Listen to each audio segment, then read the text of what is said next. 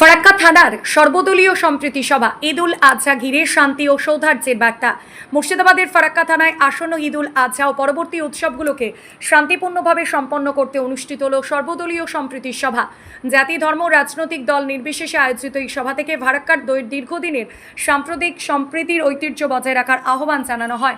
এদিনের সভায় উপস্থিত ছিলেন ফারাক্কার বিধায়ক মোতাব শেখ, বিজেপি প্রার্থী সুনীল চৌধুরী, সিপিএম প্রার্থী মোজাফফর হোসেন, ফারাক্কা থানার আইসি অমিত মুখার্জি, এসডিপিও শেখ শামসুদ্দিন, বিভিন্ন রাজনৈতিক দলের কর্মী সমর্থক ছাড়াও এলাকার ইমাম ও মৌলবীরা। সভায় প্রশাসন বিধায়কের পক্ষ থেকে স্পষ্ট বার্তা দেওয়া হয়, সোশ্যাল মিডিয়া বা অন্য কোনো মাধ্যমে আজানের শব্দসীমা কিংবা উৎসবে নিয়ম নিয়ে উস্কানিমূলক গুজব ছড়ানোর চেষ্টা হলে কঠোর আইনি ব্যবস্থা নেওয়া হবে। পাশাপাশি যুব সমাজকে বিতর্কিত বা বিভ্রান্তিকর পোস্ট থেকে দূরে থাকার পরামর্শ দেওয়া হয়। এছাড়াও কোরবানির পর পশু রক্ত বজ্র যত্রতত্র না ফেলা নির্দেশ দেওয়া হয়। বিশেষ করে নদীর ঘাট ও সাধারণ মানুষের ব্যবহারের জায়গা পরিষ্কার পরিচ্ছন্ন রাখার উপর জোর দেওয়া হয়।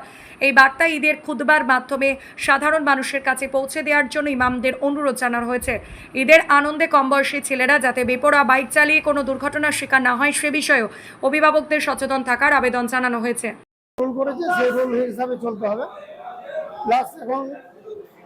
মানে সরকারি রুল ছাড়া তো কিছু করা যাবে না, সরকারি নিয়ম যেটা আছে সেই নিয়মে চলতে হবে। স্পিডটা যে রাস্তা যেমন সেই রাস্তা অনুযায়ী সেই স্পিডটা রাখবে, এগুলো আপনারা একটু করবেন। এবং ইমাম সাহেবদের জন্য বলছি, যারা খুতবা আপনারা দেবেন, এই দু চারটে সতর্কমূলক কথা তার সাথে অ্যাড করে দেবেন। ফারাক্কা খুব শান্তিপ্রিয় এলাকা। আমার 1 বছরের যে অভিজ্ঞতা, আপনারা খুবই সচেতন এবং সংবেদনশীল।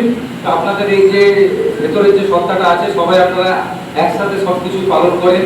সেই ঈদ পুজো সবই আমি দেখেছি এখানে খুব ভালোভাবে হয়।